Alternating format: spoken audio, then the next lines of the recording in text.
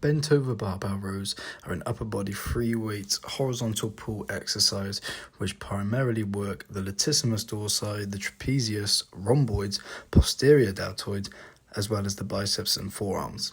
Things we want to remember to do when we do this movement include making sure that our core is engaged, because this will help to stabilize the lower back in the movement. We also want to make sure that our back stays straight. We don't want to round the back and use momentum, as this can put ourselves in a risk of injury, especially if the weight is a little bit too heavy for us. I'm now going to show a video of me performing this movement, and I'm going to talk through step by step how we can perform it correctly and safely. For this movement, the barbell should be set up about mid-thigh. We should take a pronated grip of the bar, our feet shoulder width apart, and our feet also slightly just under the bar. Once we have stepped back and got into position, we want to hinge at the hips, keeping our spine long and straight and our head neutral.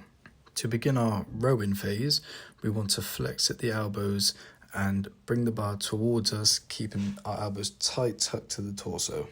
Throughout this whole movement, we want to make sure that our back stays straight, as you can see in the demonstration, and that our head stays up with our chest out.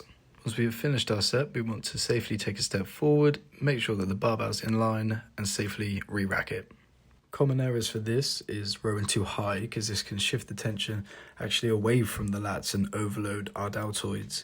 We also want to make sure we're not using momentum, because this can lead to poor muscle activation and, just increase the risk of injury.